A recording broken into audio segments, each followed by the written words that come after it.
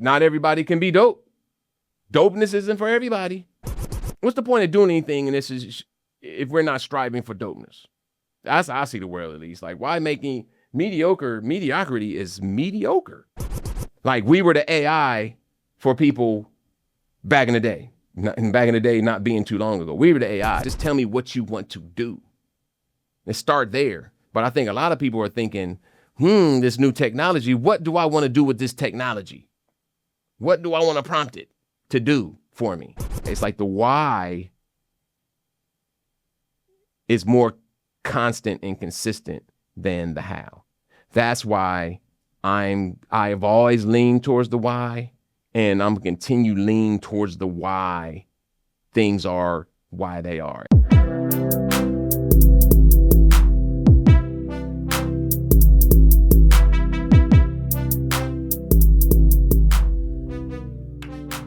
Welcome to a new episode of Office Hour Tangents, where I typically come straight from class and come in here and talk about the tangents that I went on in class.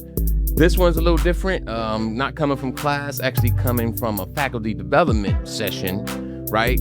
But the topic, and I want to get right into it. So I'm trying to do with these more so like for the first 30, I think I have 31 in the book. For the first 31 of these, I kind of started off kind of like live. I did live graphics, and then I just, as I went on, just the creative in me started spending more time editing it than actually doing the talk. So I'm trying to kind of lessen up the reins on the editing piece and just get right into the topic. So the topic of this faculty development is basically how, in a nutshell, how as faculty members should we be thinking about artificial intelligence in our classrooms and how to kind of connect to our students, right?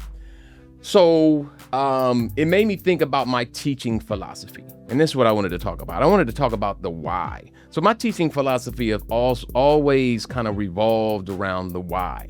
I remember when I first had to kind of write a teaching philosophy, and it's because I was looking for a job in the education field. And this was like 20 years ago, and I always based it around the why. Like, why do we do things in the creative field? So again, I'm a professor that teaches creativity.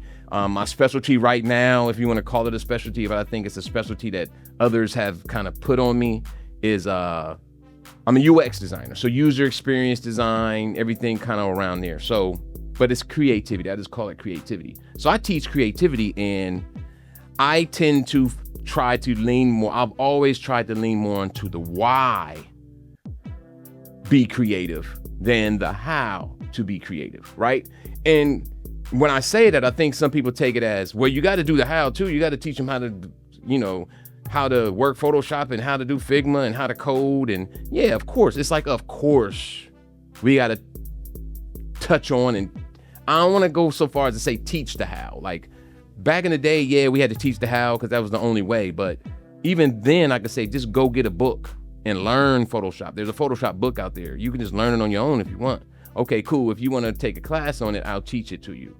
But I always felt like the how is easier to do than to challenge the why. So my whole philosophy on, I don't want to say my philosophy on AI in the classroom, but just me kind of thinking through my thoughts live. And that's what I'm doing right now.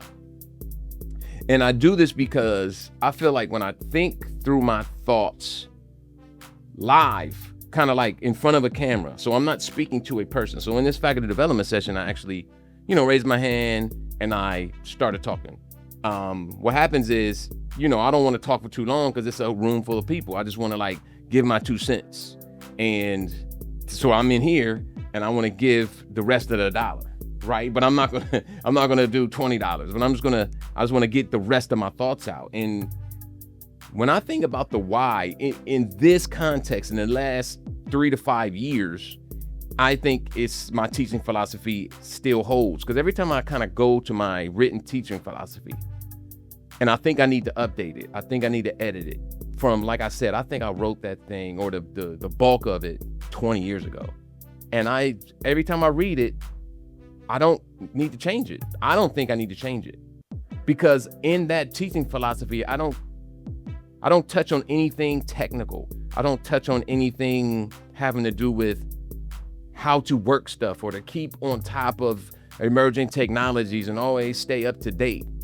Nah, it's all about why do we do things. So when I'm thinking about AI in the classrooms and how I'm not thinking about how to catch, even though I've figured out some ways on how to catch students using AI in my classrooms. But that's always going to be a losing situation because the students are going to be smarter than the teachers in that aspect. It's like the hackers are always smarter than the good coders, the good, people. So I as a professor, I need to change the way I teach. I need to change the way I write my assignments. It's a paradigm shift. I'm not saying it has to be a total shift. I don't know yet because I'm still working through it. Like, I don't have a solution. I'm not coming here with a solution. I'm just saying the way I'm approaching it, and I have been approaching it. So I've been kind of doing it on the fly, not like researching, okay, oh, Eureka, this is how I'm gonna do my classes, or this how I'm gonna create my assignments now, or this how I'm gonna catch students so they have to do exactly, what I've been having students do for the last 20 years. Like, no, I'm thinking about how do I evolve my classrooms and how I evolve the way I teach to be best suited, not even best suited, best suited for today's student and today's emerging technology. Me being I would consider myself a technologist, if that's a word, but something like will.i.am, I think he calls himself a technologist or something like that. Like, I do consider myself that. I'm always trying to stay on the cusp of new technology and all that stuff. And because of that, I haven't made any kind of clear declarations about AI. People come up to me expecting, I just haven't. I'm just kind of I'm still sitting back in the wake, observing, using, dabbling, I'm not jumping on anything. I'm just kind of like researching, watching, dabbling, seeing what's up. And then, before I jump, if I ever jump, we'll see. But get back to the why. First question I had, this came at the end of that meeting. It's just like, okay, if a student comes to you, when a student comes to you and asks, why can I use AI or anything in the classroom? Like if a teacher comes out and says in the syllabus, no, you can't use AI to write this paper, right? And then if a student comes and says, why? It's like, what's the answer? And I don't have the answer, but it's like, that question is coming. The student is going to come like, why can I use AI? Like, it's free to everyone. It's emerging. I would be on the student side until I heard a good answer why from the professor, which we should all have if we're going to say you can't use AI. Now, up to this date, I've kind of adopted I'm not putting that in anything. I don't put you can't use AI. It's just because it's so definitive. I don't want to be that person that says, hey, you can't use a calculator in my class because I'm trying to teach you the old school way of doing math. Or you can't use the internet in my class. I remember when they said you can't use Wikipedia in the classroom. And I remember, because this was 1997 or something like that. And I remember thinking or 8, I can't remember when Wikipedia came out, but I remember thinking why? I remember thinking in the classroom, why? And I didn't ask the professor at the time because if I think about it now, the internet and all that stuff and web pages, it was so new then, and I didn't understand it, but I understood it to easy enough that I can go to Wikipedia right now and search for kind of anything, almost the same way I would go to an encyclopedia and do it. Understanding that the encyclopedia only had a little bit and I had to do more research, but the starting point was encyclopedia. Whenever I did research in school, I started with encyclopedia. And then I branched out from there. That's basically what the internet, the starting of the internet was. It's kind of like you started on somewhere and then you saw links and you clicked on links to increase your research. And sometimes those links would go to books, other kind of research kind of materials, and you would start from the encyclopedia. And then I was like, okay, that's what Wikipedia is trying to do. And I did understand that it wasn't experts that wrote the Wikipedia pages, but I'm like, I don't know who's writing the encyclopedia pages.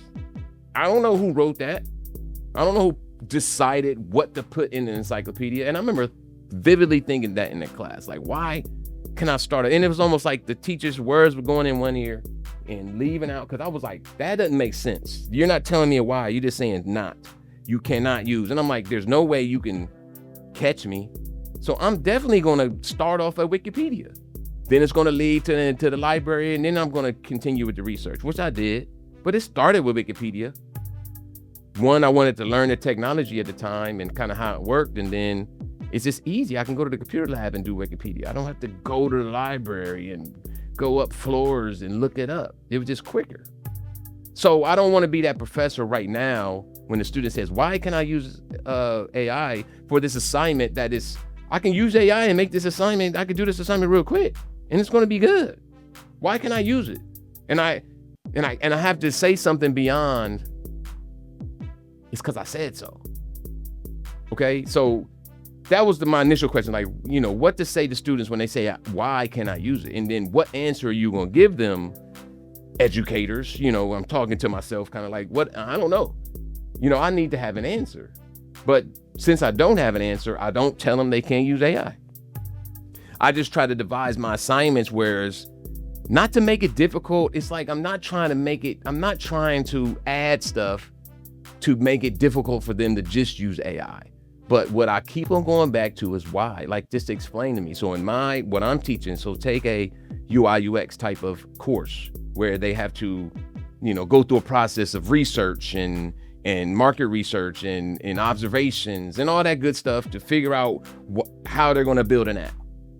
So it's like, okay, cool. I can have a class called How to Build Apps. Okay. Those kind of classes might be antiquated now with AI, because I could just prompt AI, like, how do I build an app? And they're going to say, well, you can do this, or do you want me to just build you one right now? And it's almost like, yeah. So it's like the how to build an app things are still valuable, no doubt. I'm not saying they're not. It's just, it's changing. And that kind of thing on how is always going to change, because there's always going to be some kind of new software, some new technology, some new code, some new ways of doing things, right? And I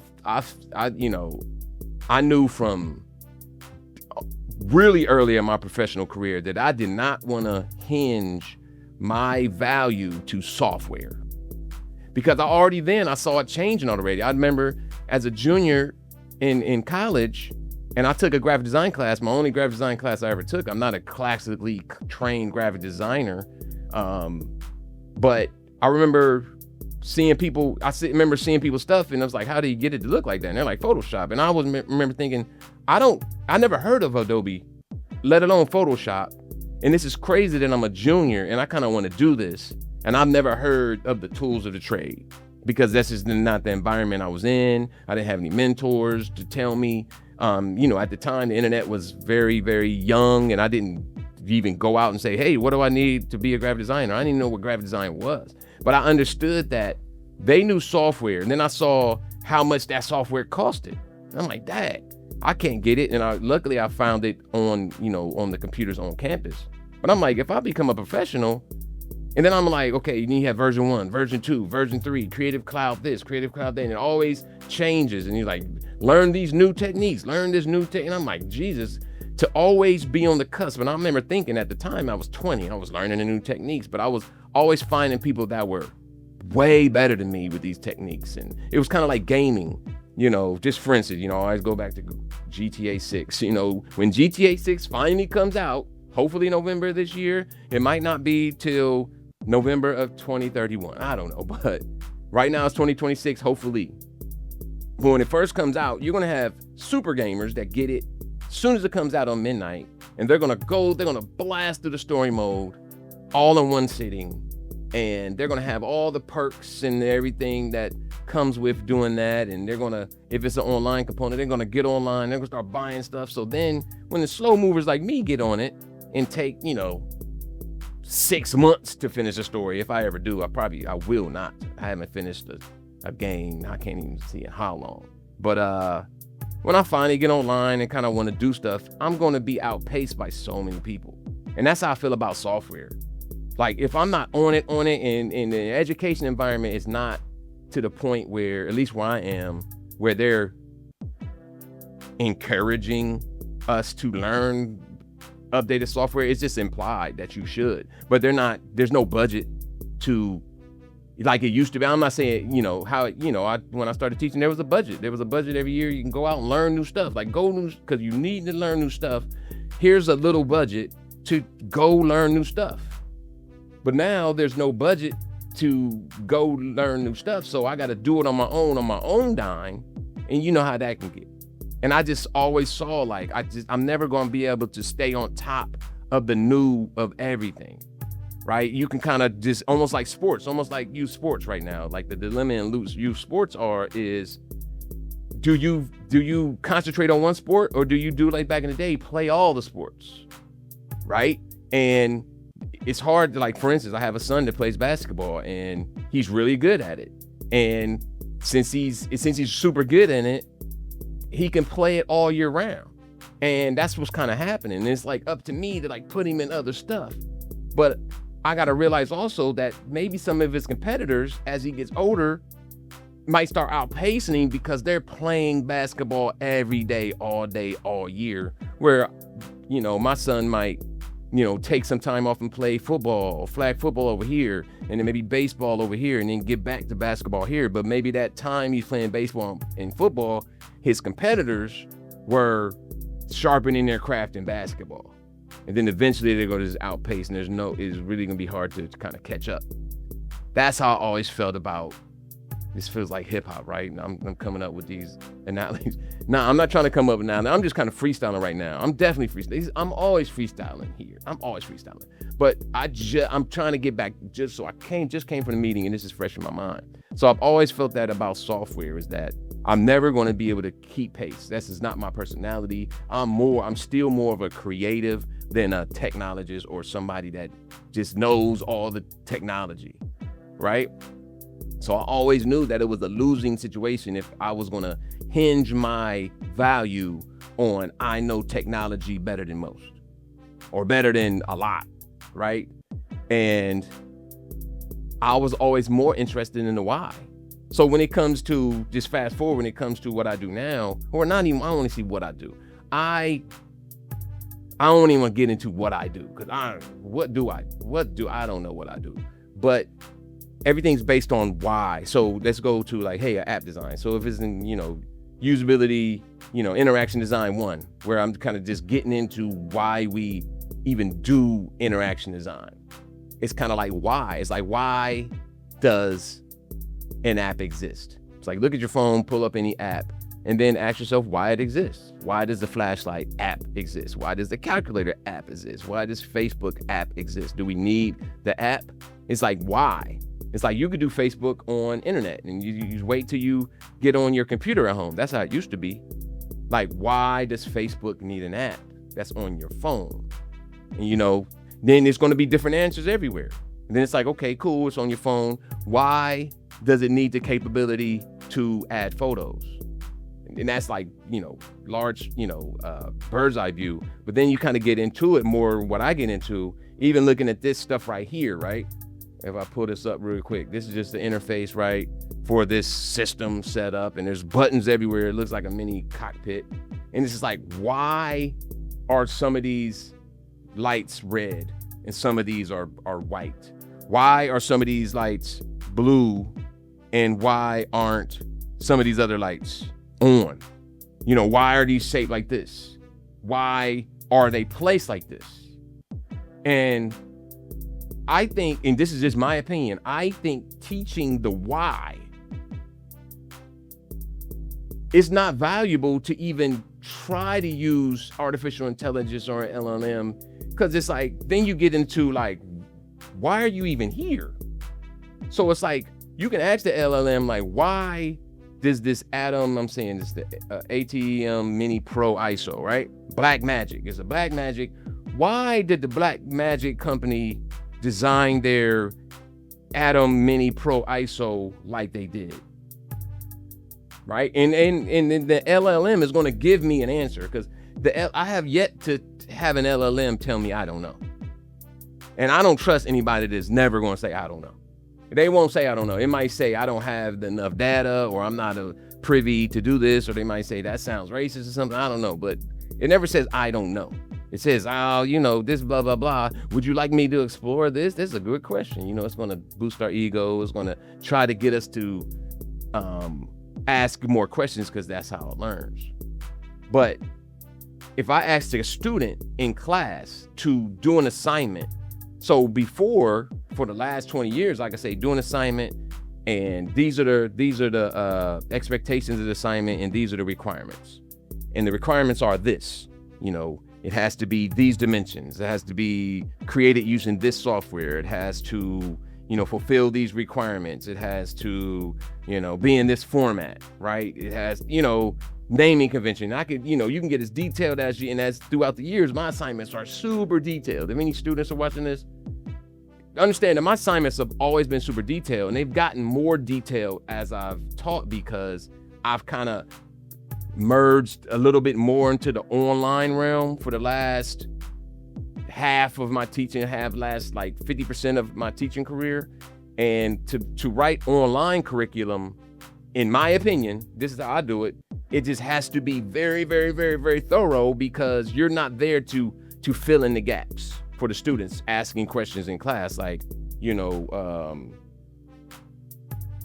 can I do this? Can I do that? Why can I do this? Can I do that? I got to be able to answer all those questions in this assignment, so I don't get a million emails every time I assign an assignment. So anyway, she had the requirements, and then the student had to turn in something that met all these requirements. And I had the requirements because A, to keep them on track, so they're kind of learning what I need them to learn, and then B, to have things that I can score. So that gets into, and I know this is a tangent, how I used to, I ain't stop doing that, but this is a tangent that gets me into education in general, higher education in general. It's like we need some way to measure, right? And the argument about should we measure everything is an argument. I would love to approach that. Maybe that's the next cast I do, but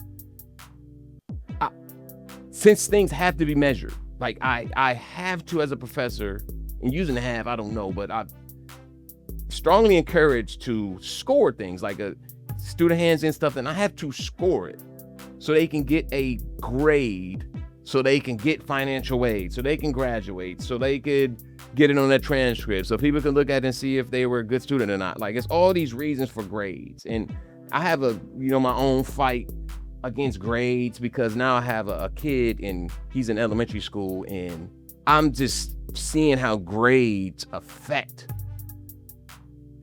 the body and soul. I could just like, grades are cool. I never, especially when you're dealing with creativity, right? So anyway, I have these requirements. So, I could require, hey, you handed in on time. You followed all the directions, right? So I have directions to follow, so I can have a rubric items that says, okay, you followed all the directions. You included everything that I needed you to include. But there's always a gray area in there where I was like, is it good or not? Is it effective or not? And that's subjective, right? And that's what AI can't do well, in my opinion, at least now. And it probably can, as I say anything about AI, I would never say it can't do something, or it never will be able to do something, because I just don't know. It's just, I don't even want to say it's scary. It's just still a super unknown to me. It's kind of like another tangent. It's kind of like, people saying, if it's in the book, it's true. And then as I got older, and it's like, no, just because it's in the book doesn't necessarily mean it's true. Who's the author? Who approved it? Is it somebody that I don't agree with writing it? And just because it's in the book, I got to think it's true. And that's the same thing I think about these LLMs, and like, who's coding these things? Where's it drawing from? And what information is it going to grab? What information? Is it all the Google's information? Is it all the Amazon's information? Is it everybody's information? Is it the whole world's information? Is it just the United States? Is it just data? Is it imagery? What does imagery look like to a LLM? Is it, it's all data, it's all ones and zeros. I do understand that. But how is it interpreted? What rules were put in place, and who were writing these rules? I don't trust any of it. I don't understand it. I use it, but I still don't understand it, so I don't trust it. And it's that is it good or not? I'm gonna be honest. I have a student right now that she used AI for almost every assignment, and it made me she taught me a lot. Like, she taught me a lot because I didn't have that. You can't use AI, so I can't dock her for using AI. And then it got to the point where I had to find myself trying to prove that she was using AI, like knowing full well she's using AI. It's kind of like as a little kid, they broke the dish. It was them. There's only 3 of y'all in the house and 2 of y'all in the room when it broke, and they broke it. It's clear, right? But maybe I can't prove it. I can't prove it. I didn't catch them in the act. They're not on camera, stuff like that. And the same thing with AI. It's hard to prove, and I think a lot of these professors, they're just trying to figure out ways to prove that people use AI. And there's, Claude, AI just announced that it's going to be a watermark on all the word and all the letters, and I'm trying to understand how that's going to work, because that's, people, we've been getting around watermarks for a long time now, but hopefully this works. But it's like, okay, what if it does come back that says, okay, Claude was used for this? Okay, what then? Like, what is it still good information? Yes. Okay, so what? Okay, I'm the AI police in my class, and like I said, you can't AI and use AI. And okay, does this stifle the student from creating the best thing that they can create? Because I'm not letting them use the most advanced technology known to man ever in the universe. And I'm saying, nah, don't use that most advanced technology ever known to the universe. How am I going to come across as a technologist, as somebody teaching design, as somebody teaching creativity, as somebody teaching design thinking, to kind of just say, hey, you can't use that. And if I find you using it, fail.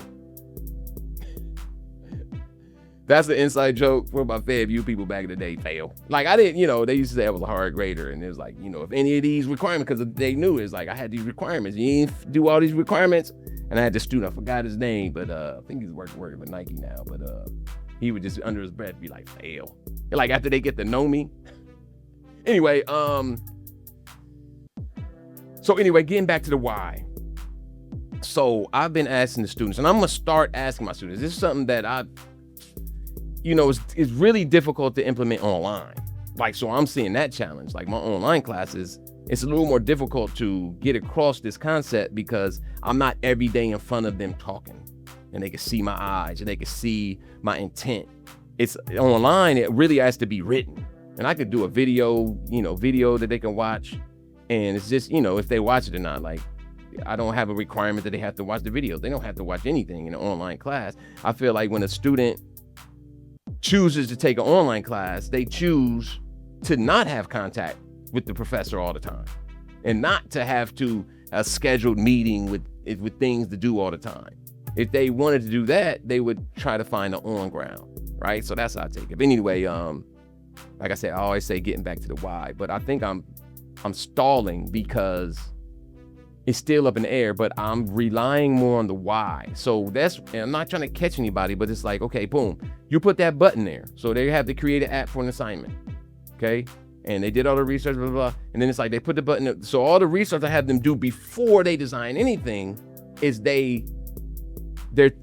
researching the why to do things, even if it even needs to be done at all, right? But then when they design something, and then it's like, okay, boom, you put that button there, why?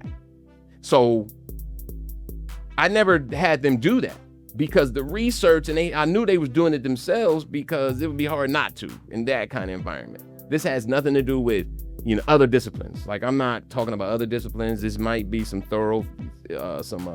some similarities to, College of Art and Sciences, business, all that good stuff. But nah, for teaching creativity, it's like, why did you do that? And so, for instance, you can use AI to make an app, to make an app page or web page or whatever. And it's kind of like, still, okay, why did you do that? And you can't say as a student and as a professional, okay, I don't want to use the word can. You can, definitely. But it would look unprofessional if somebody asks like, why'd you put that button there? And your answer is, well, AI suggested that I put the button there, or AI put the button there because it researched and I just trust AI. It really, if you say that, you just basically saying, I trust AI. I trust the LLM. I trust it. So that's why it's there. Ask Gemini, ask Claude, ask ChatGPT. Like, ask them. I don't know why the button was put there, but I trust that since basically that's technology and technology is creating this technology, I feel like that's how it should look. And we should trust it. And I think if we're not careful, we're going down that path. We may be going down that path sooner than later, as I say it. We just kind of trust technology to create technology instead of human beings kind of creating human beings using the technology as a tool to advance technology, which is happening, right? But since you can kind of turn AI loose, which is not anything new, to be quite honest, right? I know it's nothing new, but when you want to turn this kind of new super AI loose, and you can kind of have it kind of work without prompting. You can just say kind of like think, quote unquote. I know it can't think for real, but it could do this process and create these things, you know, based on empirical evidence and research, and just make these things. And it's almost like, I trust you, Claude. I trust you to whatever you output. That's what I'm gonna present. So when the question of why comes in, like, okay, person, human being, why'd you put that button there? It's kind of like, what's the answer? And that's what I'm gonna try to challenge my students with more going forward. It's like, why'd you do things? You know, maybe I'm just thinking out loud. Maybe it's kind of like, okay, you put together this thing, and it's kind of like art, you know, back to art class. You know, you do your artwork, you put it on the wall, and then you have to explain your work.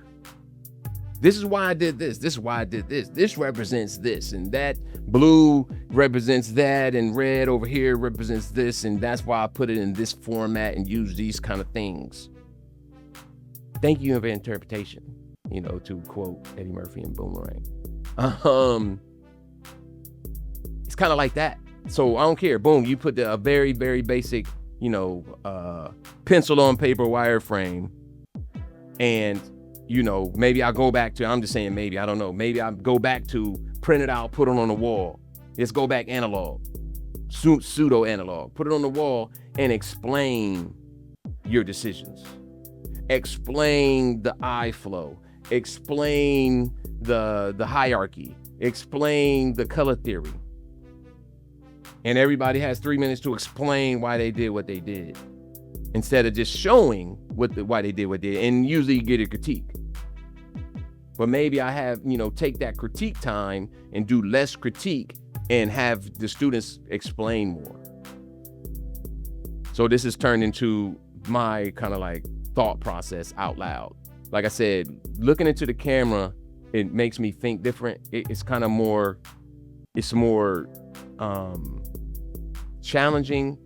It's scarier because the camera's not talking back, and I can't have a lot of pauses to think. So with the camera there, I had to keep talking. That's what it's forcing me to do. And, you know, keeping up the talking is saying that, you know, maybe I'll go back analog just to teach the concepts, because they need to know the why. Because if they know the why, then they can do the how. They can figure out which how they need. I'm not forcing them in any hows. Like, you don't necessarily need to use Photoshop now. It's not that world anymore. You can use whatever you want. And in the graduate level classes, that's kind of how to do it. Like, here's the assignment, and this is what you need to do. Whatever software you're most comfortable with, you use it, because it's the graduate, Master of Science in UX Design. You know, I don't know who's going to enter that, because there's no, you know, it could be an MBA, it could be a business student that enters that program, it could be a design student, it could be an art student, it could be a future doctor. I don't know. So I can't base everything in that class on like that this person's going to know the principles of design, right? So, you know, the value to get a kind of degree in user experience design is that you know why things happen. You know why you need to test humans for human products. You know why certain things have to be certain ways, and certain trends have to be followed, and certain things can be disrupted, right? So when you're in that meeting and they ask why that button is there, you're like, I put that button there because. Even if AI did it, you still look at the AI, you look at the AI generated thing and you question it. You have to test it. I think that's the part that's not happening. People are just using AI to save time. So say, okay, boom, it's going to take 20 hours for me to build an app in Figma or something like that. But now with AI, it takes literally 3 minutes because I just prompted Figma make and it just spits out something. And I'm like, boom, I'm done. And now, then you hand it in. That's what students have been doing, just to be honest. Students, that's what they've been doing. They've been having AI kind of write stuff and do stuff, and then they don't read it. It's clear. They're not reading it. They're not even looking at it sometime before they submit it. I can see from the time that, if it's due, 3 o'clock, I can see that they submitted at 2:59. I know for a fact they weren't like looking at it and studying it and reading it and then posting it. Nah, they just did it real quick before class and then they posted it. It's like making procrastination crazy. Like, maybe that's another podcast topic. How AI is changing how we procrastinate. Ooh, that's a good one. But even if you have AI do it, then spend that extra time. It usually took you 20 hours. Spend that extra 19 hours you have to look over. I mean, it's not going to take you 19 hours, but look over it. Test it yourself. Test it on other people. Nah, it would take up all that 19 hours. And it's going to be a better product because you didn't have to spend all that time creating it. Now you have all this extra time that you usually use to create it. Now you can use it to test it. You're still saving time because you was going to spend 20 hours creating it. And then you should take another 20, 40, 60 hours to test it before it sees the light of day, right? So take that extra 19 hours and start testing early. And then maybe that extra 20, 60 hours that you have, make it doper. Use that extra time to make it doper.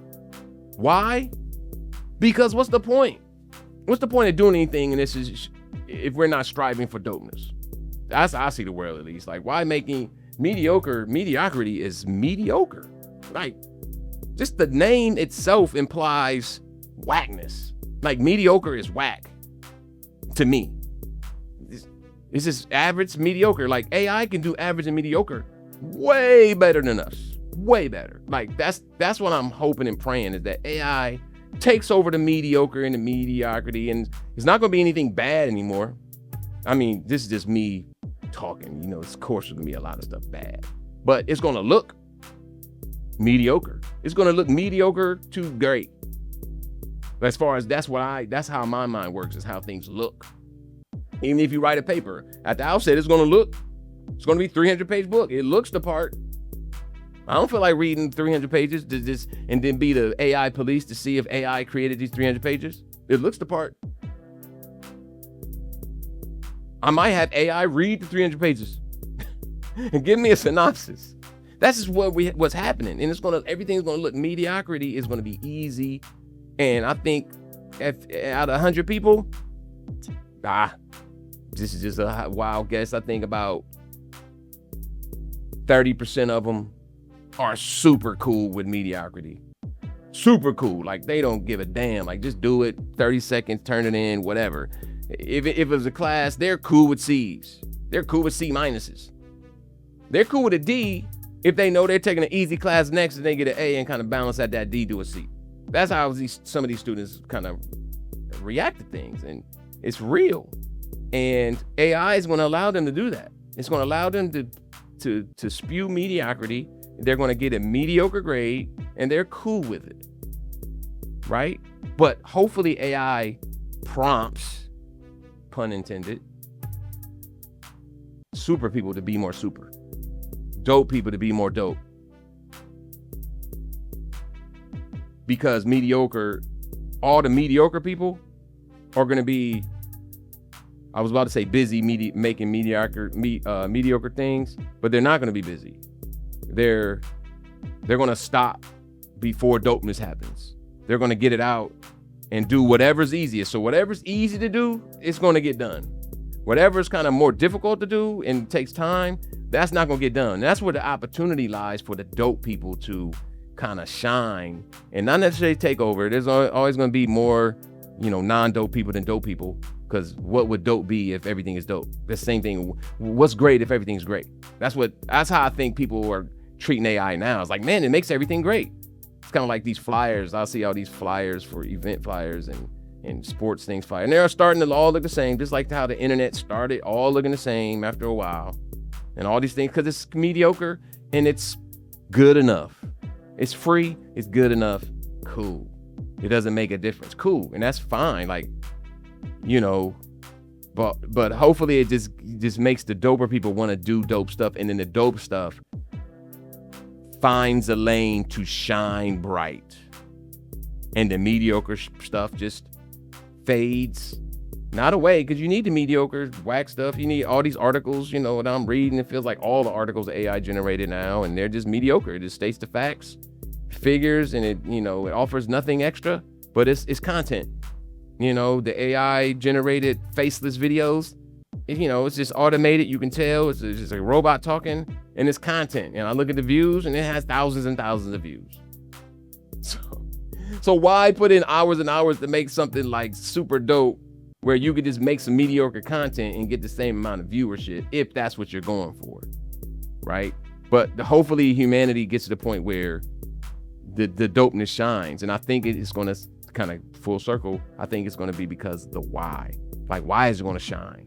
Why is it going to be dope? So challenging these students, I'm going to start challenging my students of the why. I'm going to turn into, I'm saying this now, and if it changes, I'll come back here and say what changed. But almost going back to, I'm going to start being a teacher that's more like a child. I have a child. I want to go back to having more childlike curiosity as a teacher, as a professor towards my students. So they create something, because it's like, I'm teaching creativity. So oftentimes they have to come to class with something creative that they created. And it's like, bam, you come with something created. Like my son comes home with something he created in school, and I put it on the refrigerator. Because not that it's good, not because it's good. Because I'm gonna be honest, my son, he's not an artist at all. But he likes doing artwork. So I just like that he did it, and I know he learned something while he did it, and I know he's proud of it. So I put it on the refrigerator. And then sometimes if it's okay, and I know he put a lot of effort in it and he loves it, I'll frame that mug and put it on the wall.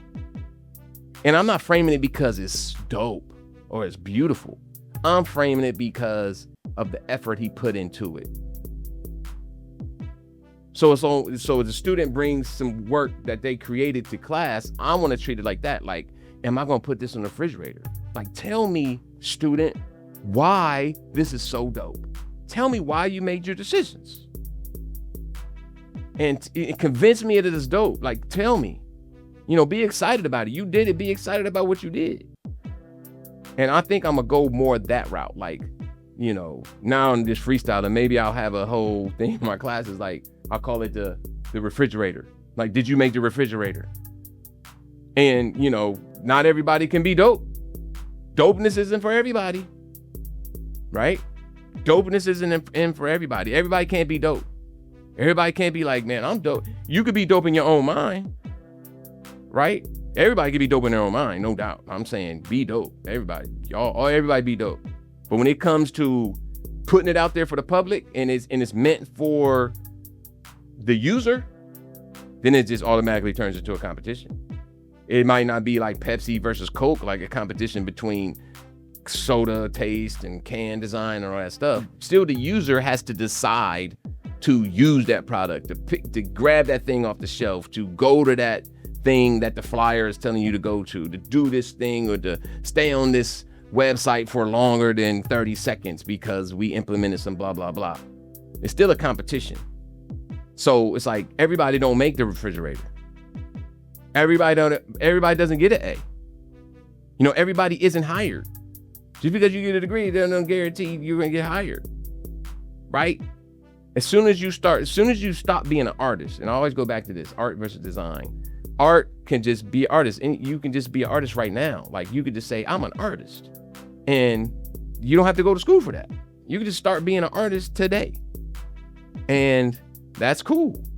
But once you start saying, hey, I want to be a designer, for instance, then that's something different, because it has nothing to do with you. Like, okay, I'm a designer. Now, of course, you can start being a designer today, but it's like, are you an effective one?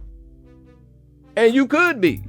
That's what I'm saying. I'm not saying you can't without education and all that stuff. You definitely could be. I've met designers that I'm that guy. I wasn't trained to be a graphic designer. I wasn't trained to be a designer. My degree says architectural studies. I have a minor in computer science. I didn't take a visual communication design course until I got to grad school when I was probably like 28, 26, something like that. But I've already been designing as a professional for like 7 years before that happened. So I'm that guy. Like I became a designer without learning design. So I'm not saying that. I'm just saying like, why? Why is Apple Apple? Why is Harley Davidson Harley Davidson? Why is Amazon Amazon? Why is Chick-fil-A Chick-fil-A? Why is Starbucks Starbucks? Generally, think of those apps, whatever app you use frequently on your phone. I know nowadays there's like at least 20 competitor apps that do similar things. Like, why do you use the app you use instead of one of these competitors? Is it because it's already on your phone, like the flashlight? There's other flashlight apps you can get, but why do you use this flashlight app? Because it's convenient? Because it's easy to use? Why? It's like the why is more constant and consistent than the how. That's why I've always leaned towards the why, and I'm gonna continue lean towards the why things are why they are, and why I design things a certain way, and why I approach certain things in certain manners, because the why, and even is more consistent, and it's just more interesting to me. Like, I never wanted to be the Photoshop expert, the person that just knew Adobe, and then somebody else had to tell me what to do because I had no ideas. Okay, my idea is for the poster to look like this, and can you do that for me? Cool. Tell me exactly what you need, and then I'll duplicate it. Like, we were the AI for people back in the day. Not being too long ago. We were the AI. They was like, I want a poster that looks like this, that, and this, and that, and that. And we're like, okay, cool. That was a prompt. They were prompting us, and we were regurgitating something that we hope fits what they were looking for. And what happened is, this is a tangent, another tangent. This is another topic that I'm actually going to approach. This is actually an interesting. So I'm gonna stop it there because I don't want to go further with that, because I think that's another topic.